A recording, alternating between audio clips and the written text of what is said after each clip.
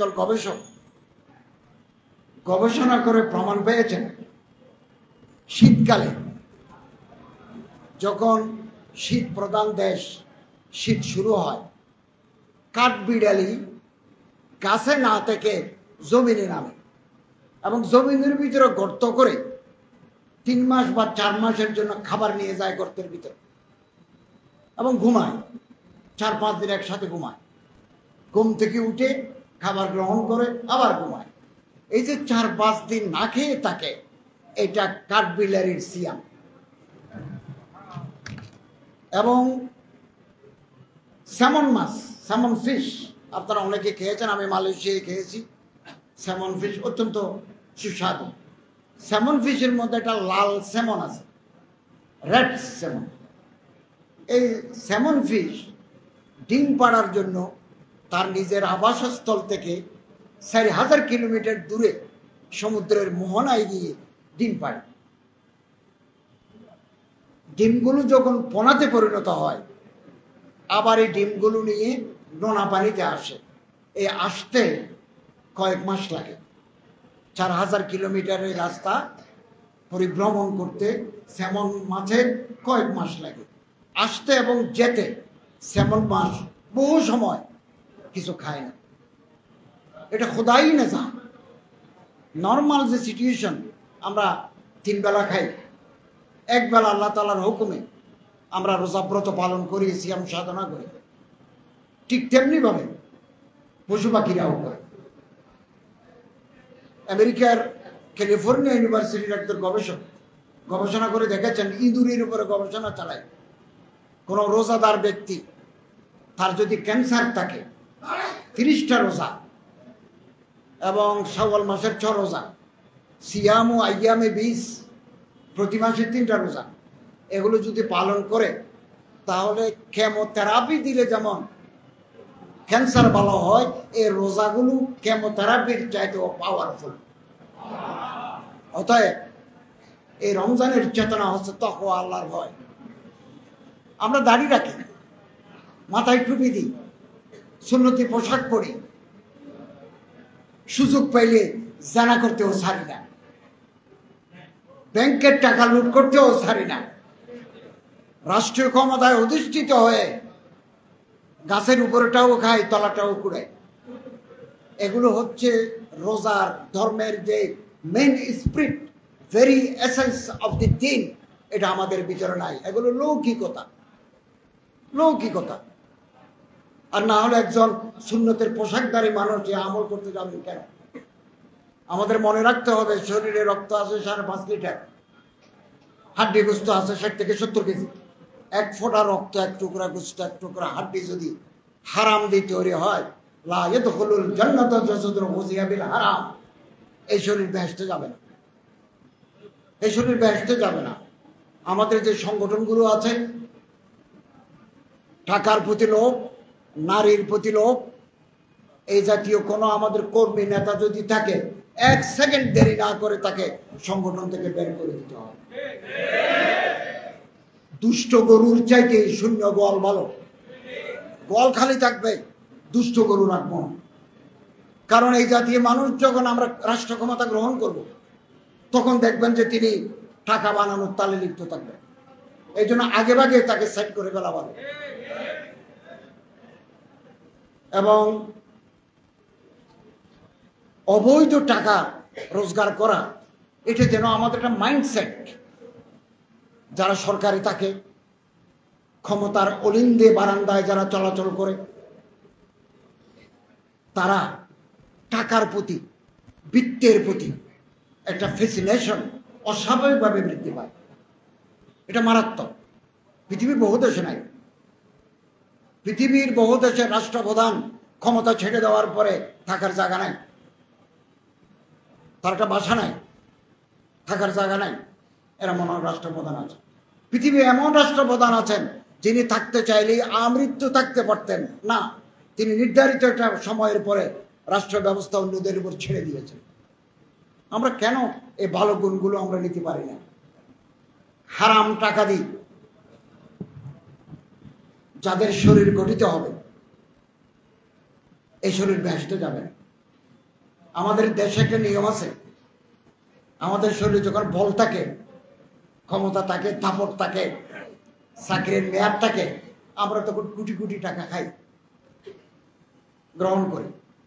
তারপরে বুড়া বয়সে দাঁড়িয়ে রাখি, টুপি মাথায় দিয়ে সুব্বা গায়ে দিই, হজ করতে যাই। It has become a regular phenomena in our society. তারপরে কাবা শরীফে যায়, লাব্বাইক আল্লাহুম্মা লাব্বাইক, লাব্বাইক লা শারীকা লাক, লাব্বাইক ইন্নাল হামদা ওয়ান নি'মাতা লাকা ওয়াল মুলক লা শারীকা লাক। এই তালবিয়া পড়ি, আল্লাহর হাজিরা দিই। কনজুল উম্মাল, এটা হাদিসের কিতাব, কনজুল উম্মাল।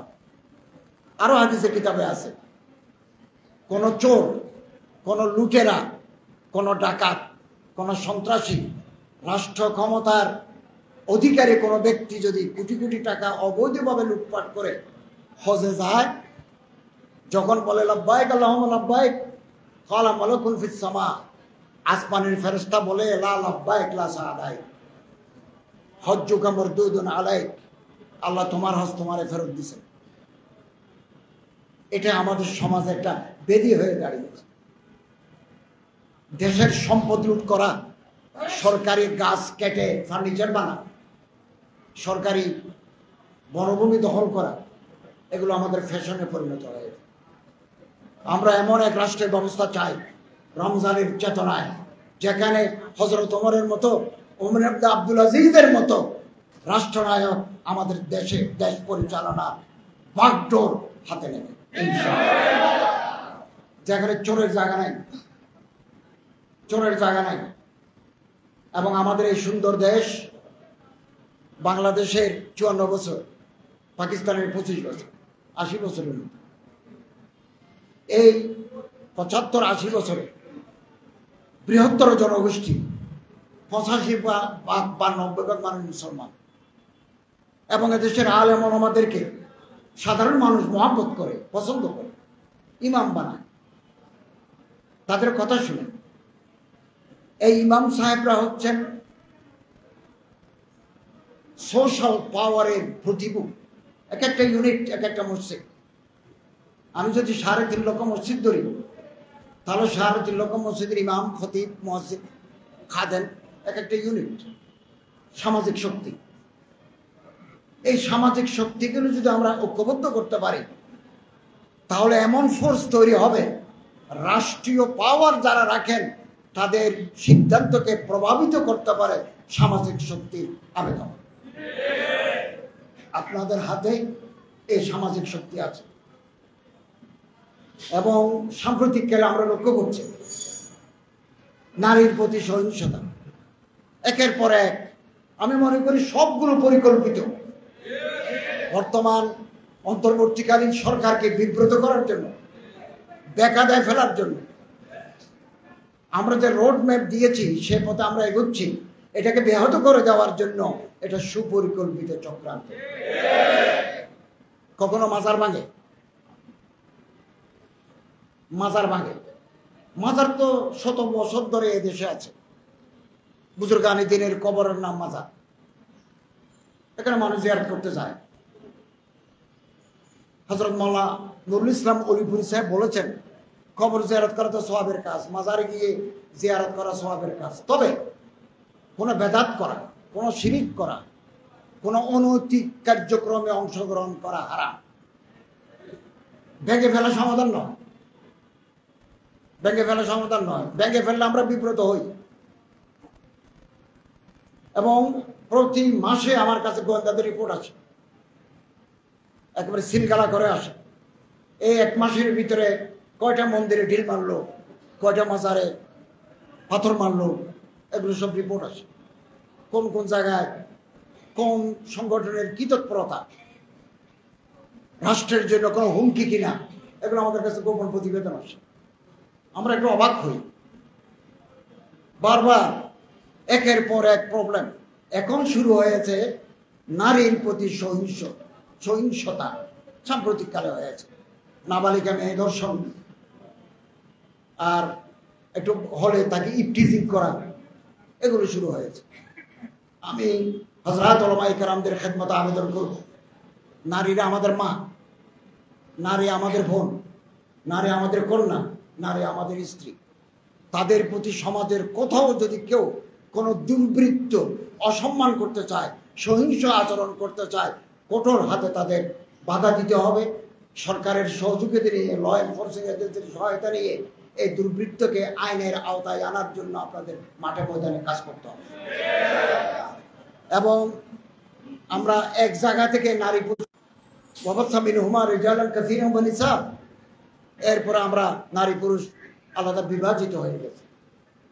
এবং পবিত্র কোরআন শরীফে হাদিসের নববীতে নারীর প্রতি যে সম্মান মর্যাদার কথা আছে, এটা বিপ্লবী কথা আছে। আল্লাহ রাসূল সাল্লাল্লাহু আলাইহি ওয়াসাল্লাম, আল জান্নাতু তাহতা আকদামিল উম্মাহাত, মায়ের পায়ের তলায় বেহেশত।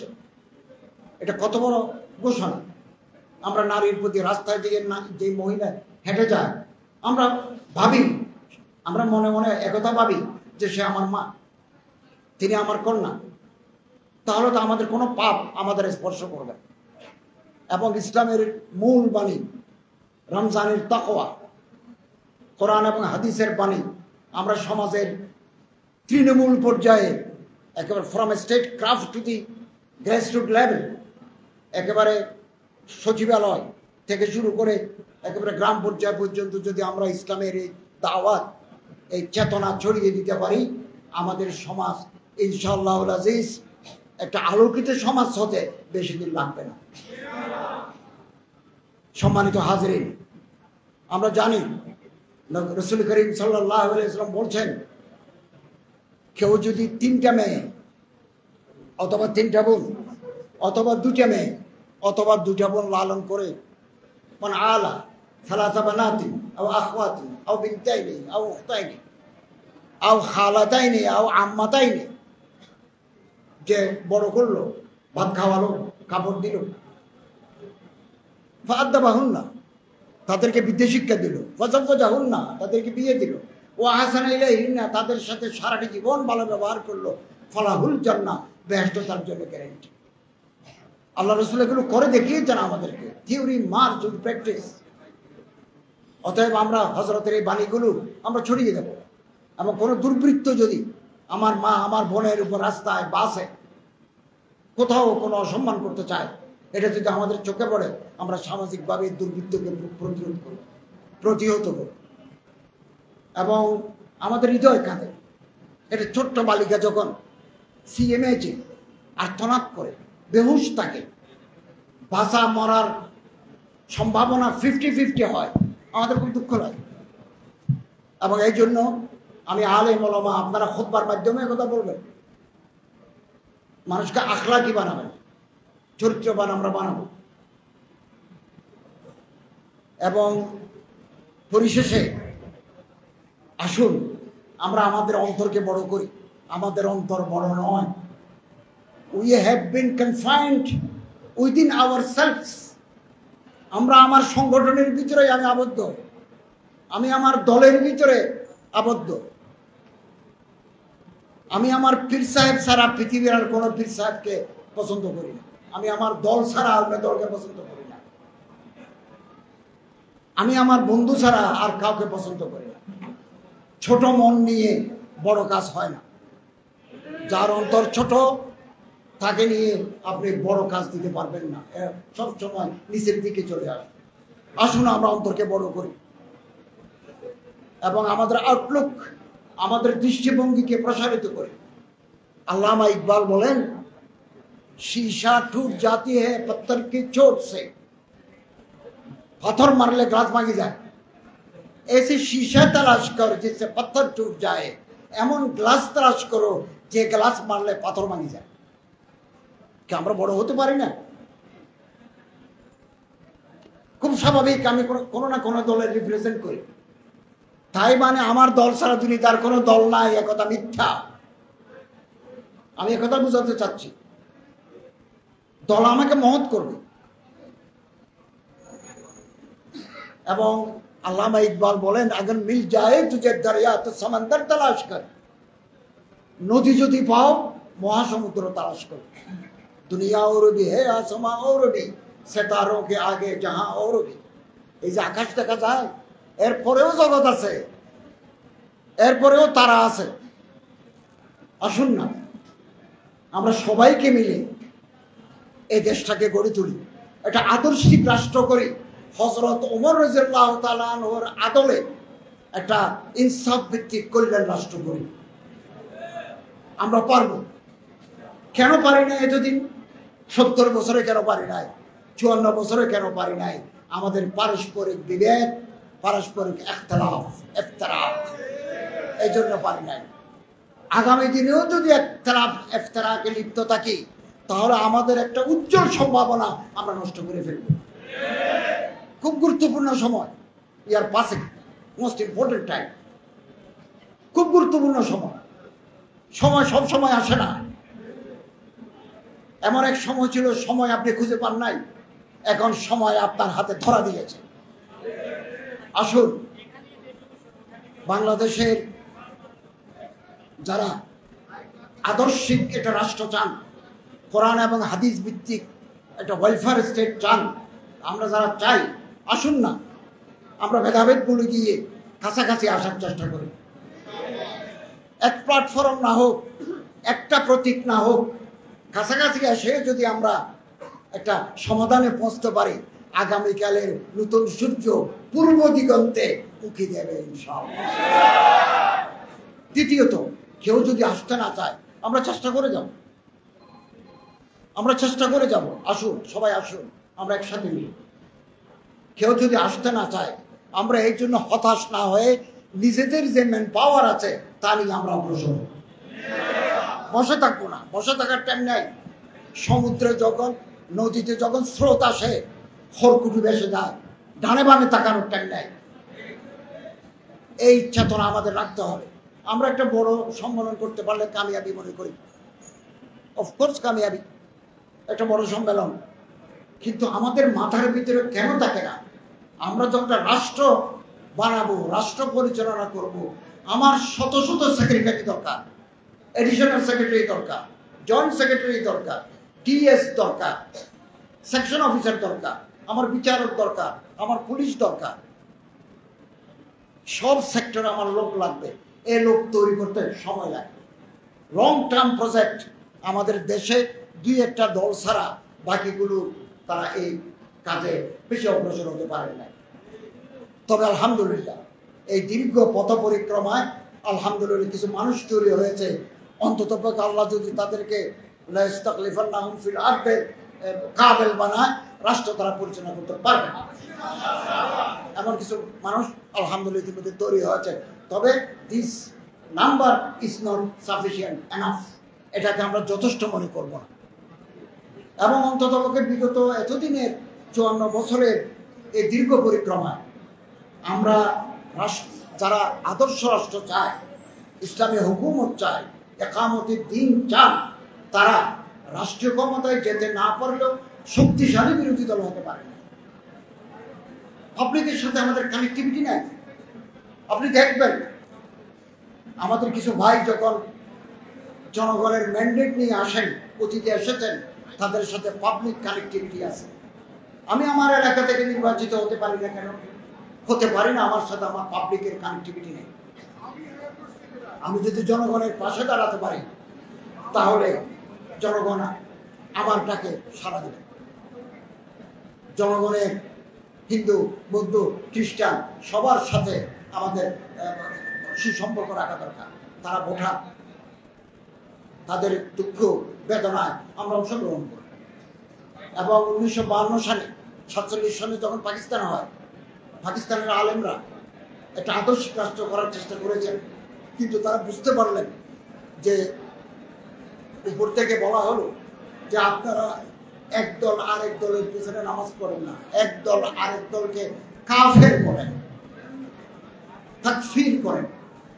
তখন হযরত উলামায়ে কেরাম সে জামানা করাচিতে 3 দিন ব্যাপী সম্মেলন করে 22 দফা রচনা করেছেন। আপনি গুগলে টিপ দিলে 27 ডিমান্ড অফ ওলামা আপনি পাবেন, সব কিছু পাবেন। আলমদের 22 দফা। এবং এটার ভিত্তিতে 56 সালের শাসনতন্ত্র রচিত হয়েছে। আমি সবসময় বিশ্বাস করি, বিভিন্ন মাকাতিবে ফিকে, ডিফারেন্ট স্কুলস অফ থটে ওলামায়ে কেরাম, আমরা কিছু ছাড় দিলাম, কিছু গ্রহণ করলাম। এরকম করে যদি কাছাকাছি আনতে পারি, এই দেশে আরেকটা বিপ্লব হবে এবং কোরআন এবং হাদিসের আদর্শে সমাজ এবং রাষ্ট্র যদি পরিচালিত না হয়, প্রকৃত সুখ এবং শান্তি আমরা পাবো না, তো ইনশাআল্লাহ আজিজ, আমরা আশাবাদী আগামীতে যে দিনগুলো আসবে, আমরা বুড়ো হয়ে গেছি, আমরা কবরের ধার প্রান্তে, বিদায় নেওয়ার পালা এখন আমাদের। আগামী যে দিনগুলো আসবে, আমরা স্বপ্ন বুকে নিয়ে কবরে যাব, আর যতদিন আমরা বেঁচে থাকবো এই স্বপ্ন আমরা লালন করব। এই দেশে ওমর ইবনে আব্দুল আজিজের মতো, দ্বিতীয় খলিফা হযরত ওমরের মতো একটা সুন্দর আদর্শিক এবং ন্যায় বিচার সম্পন্ন একটা রাষ্ট্রীয় কাঠামো, একটা সামাজিক কাঠামো আমরা জাতিকে উপহার দিতে পারবো ইনশাআল্লাহ। এবং আমরা লক্ষ্য করছি উলামায়ে কেরাম আস্তে আস্তে সেদিকে ধাবিত হচ্ছেন, এবং আমরা দোয়া করি আল্লাহ যেন হযরত উলামায়ে কেরামদের এই যাত্রাকে অর্দলমুক্ত করুন, অবারিত রাখুন।